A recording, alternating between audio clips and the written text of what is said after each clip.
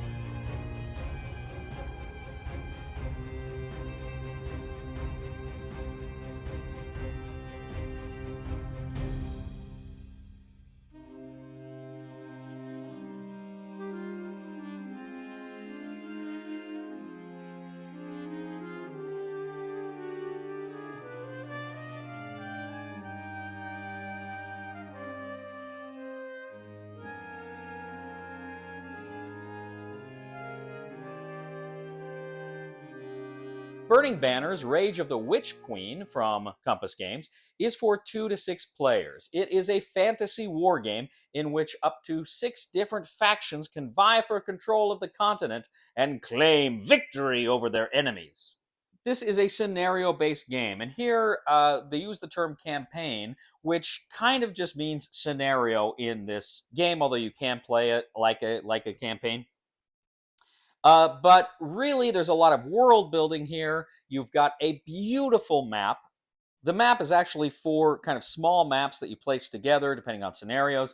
And you, of course, have it's hexes. You have various terrain tiles. You have rivers, major rivers. You have cities and ports and fortifications. You have villages. You have sea tiles, sea hexes. You have a lot of different variety here. You have a lot of variety in the map itself. And of course, certain spaces on the board belong to different factions.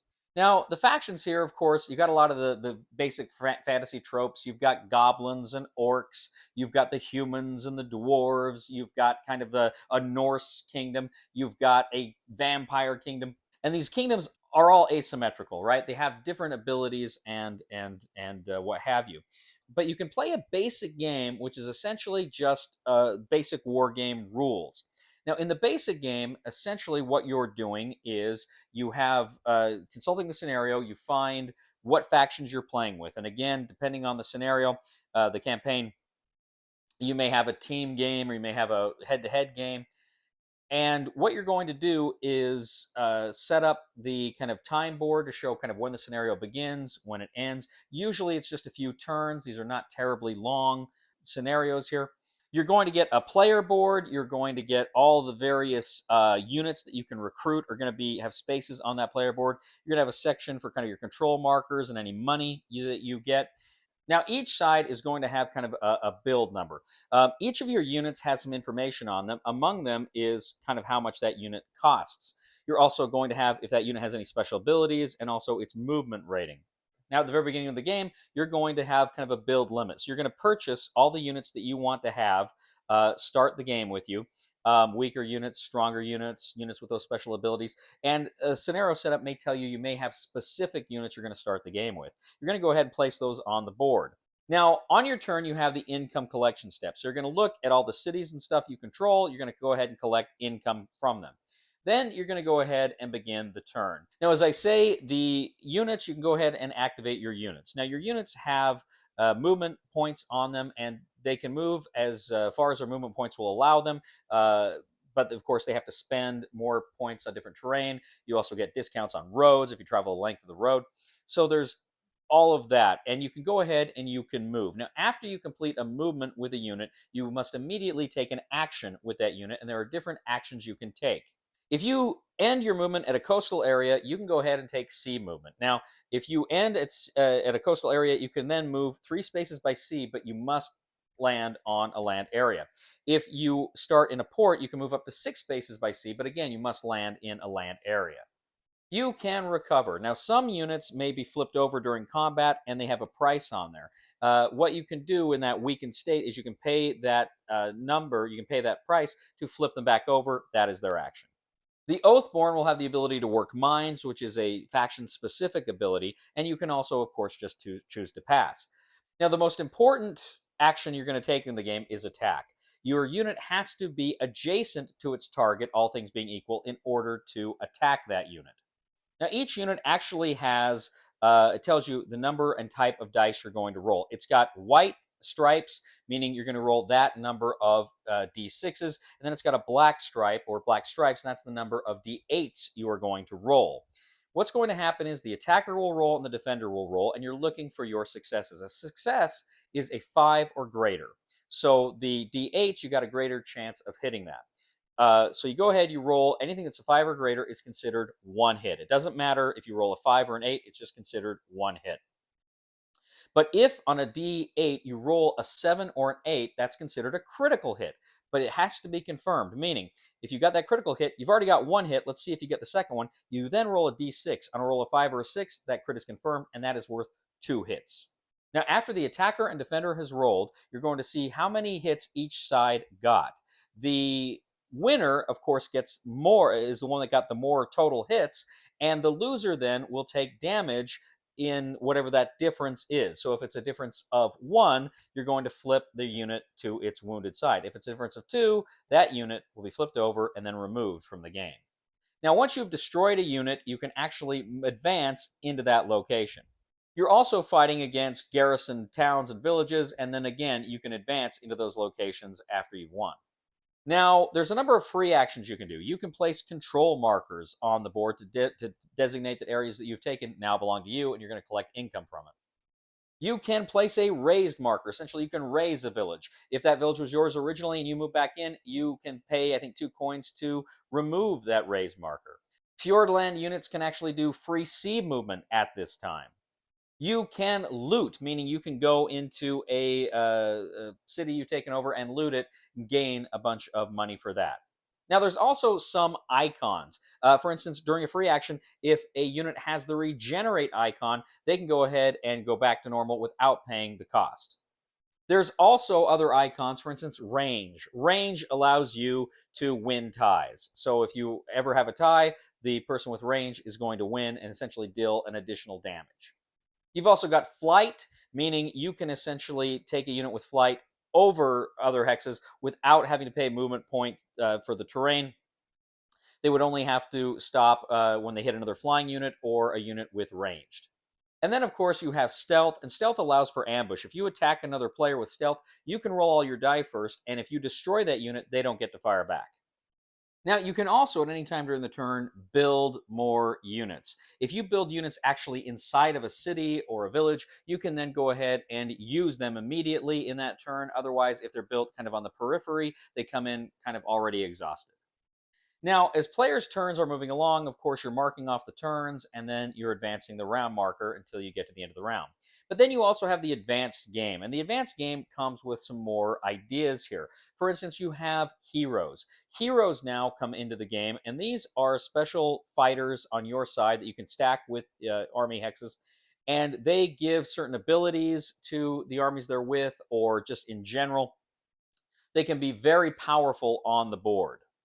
Additionally, you can also have spell cards, meaning at certain times you can play spell cards on the board to affect gameplay. Now, at the end of a turn, you actually will have opportunities to learn different disciplines, meaning you can grab more spell cards. You also have blessings. Each faction has kind of their own unique blessings, which you can play, and you can refill those as well during that step. Now, there's also a ton of different abilities, the different factions. There's different things they can do, different ways they behave throughout the game. And what you're doing is, as you're playing the different scenarios, you're attempting to achieve victory. Now, whichever side or whichever faction can achieve the victory conditions of that specific campaign wins. Burning banners. We'll get back to the review in just a moment. I want to take a minute to ask you to check out my other channel, that is Cody Carlson, PhD, where we talk about history, books on history, military history. I even post some of my lectures for my classes on there. Please check that out. Please subscribe to that channel. And now, back to the review. All right, ladies and gentlemen, so that's it in a nutshell. Again, there's a ton more to this game that I'm scratching the surface. The rule book's like 60 pages. It's a heavy rule book, and you've also got a playbook, a campaign book, and a lore book. There's a lot here. Okay, there's a lot of stuff here. So first of all, let me tell you what I like about this game. I love the aesthetic of this game. The board is beautiful. This is one of the most beautiful boards I've seen in a long time. It's fantastic. The artwork in general here, I really like. It really brought you into the theme of the game. And each faction with their asymmetric abilities and whatnot feels very unique. And it's a different experience playing the different factions. For instance, you play like the orcs and the goblins. They're not there to occupy cities. In fact, it costs them money to occupy cities. You have to pay for it. So really the way they get money is they raise stuff. They want to destroy cities, and that's kind of the way they work, right? So I really like that aspect of the asymmetry and the factions. The world building here is just off the charts. It's really good reading about the different kingdoms and what have you. I really like that. Now, also, gameplay too is pretty simple. Certainly for the basic game, you've got this income step. You can move units, and then they can take a special action. They can attack. They can do some of these other actions. You resolve that, and you do that for all of your units, and boom, you're done. So I really like the simplicity of this because like I said, the rule book's pretty thick, and yet the basics there are pretty simple. So I appreciated that. It made learning the game easier.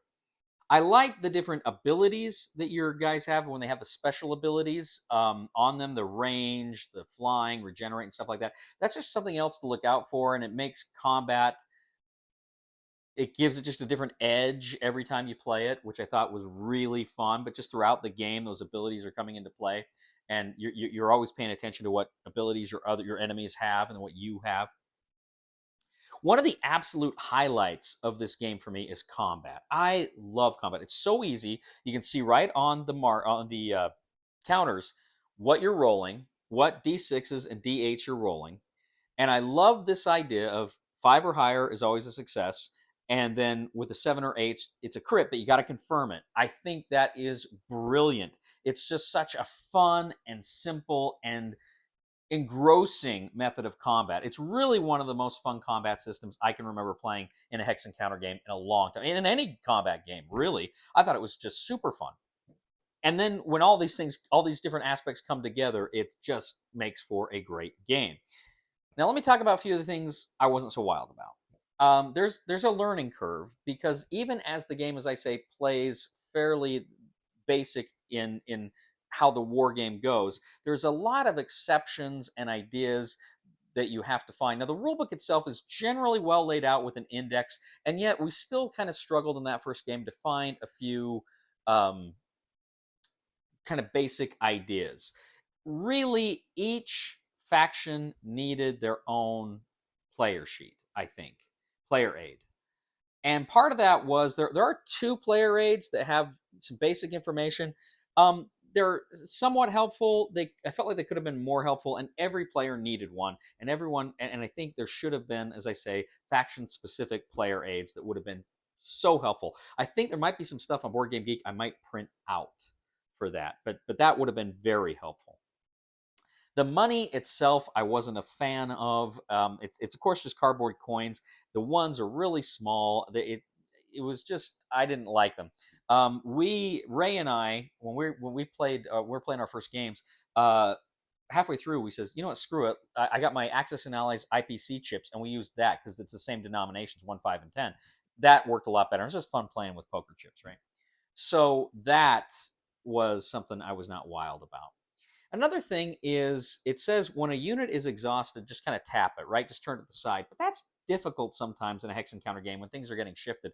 I really would have appreciated a token you could have placed on there. In fact, I was thinking of, I remember Tide of Iron. When you activated a unit, they gave little activation tokens you could put it there so you knew that that one was spent. I'm actually thinking at some point I might consider getting like acrylic red cubes or something to say, okay, that unit's activated. I think for me, that would be better, right? Now, these criticisms I'm talking about are relatively minor. Um, the faction player raids, I think that's probably my biggest criticism. And as much as I'd like to see that, I don't think it really sabotages the game for me in any meaningful way.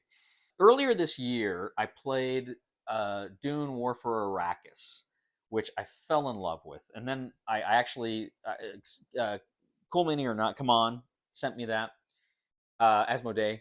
And they sent me kind of the retail version. When they did the recent Kickstarter GameFound, I went all in on that because I wanted that, right? I was not aware that Burning Banners was even I think it was on crowdfunding, and I wasn't even aware of it, right? And I don't know that I would have participated in it at the time had I done that. I don't know. But I was convinced Dune War for Arrakis was my favorite game of the year, period, the end. Friends, I've got to tell you, after having played 3 games, 2-player, 1 5-player game of Burning Banners, this could eclipse Dune. This could be my game of the year. I don't know. I got to play this one some more, but this one could be it because this was so good. This was so much fun. In fact, this is probably one of my favorite hex encounter games ever. It was great. I loved it. I love this game so much. I'm looking at some of the components for it right now, and I want to play it again. It's a game that it kind of, and Ray mentioned this. He said to him he felt it kind of played like Axis and Allies, and he said because he likes the fantasy setting, he'd probably rather play this than Axis and Allies. I'm a huge Axis and Allies fan because I love, I'm a professional historian of World War II. I love that. But man alive, dang it, maybe Ray's onto something because this game is so much fun. It sucks you in. It's highly thematic. The like I said, the asymmetry of the characters and the lore really bring you into the game. But then combat is amazing here. One of my favorite combat systems I've played in a while. And just everything comes together in this great package. The beautiful artwork, the great board. Friends, this game is outstanding. On the Cody scale, a 10 out of 10. 10 out of 10. Despite some of those things I didn't like, I'm still giving this a 10 out of 10 because it is so much fun, and I think I can work with some of those things, work around some of those issues I have. I love this game, friends. I love this game. Burning Banners, I thought I'd like it. I thought it'd be a fun game. I had no idea it was going to be as good as it is. If I had, I would have backed it if I'd known about it. Love Burning Banners. Love, love, love Burning Banners. A tremendous fantasy war game. In fact, my favorite kind of fantastical war game has always been Conquest of Nerath. I love Conquest of Nerath. I might like this one better. We'll see. At any rate, 10 out of 10 on the Cody scale. You're going to want to check this one out. Thank you once again for joining us today on The Discriminating Gamer. As always, I'd ask you to please give a thumb to this video on YouTube and subscribe to our YouTube channel. Please check us out on Facebook and Twitter, and please leave a thumb for this video on Board Game Geek as well. If you like what we do here, please check out my other channel, that is Cody Carlson, PhD, where we talk about history, military history, books on history, those sorts of things. I even put up some of my lectures on that channel. It would mean the world to me if you would subscribe to that channel. And if you do really enjoy the stuff we do here, I would humbly ask you to click on the Super Thanks button and leave a tip. My therapist says I'm obsessed with revenge. I'll show him. Please somebody help me on my feet again, and I don't know where I'm going, and I don't know where I've been. Please somebody help me on the solid ground. It's a long time, and I'll be dying. Once a year I wind up in the band. Ladies and gentlemen, today we're going to go ahead and take a look at Burning Banners, Rage of the Witch Queen from What'd you How get? about a 3 and 3? George? Dead! Dead! That's 2! Ah! Yeah! Ooh, I'm pretty sure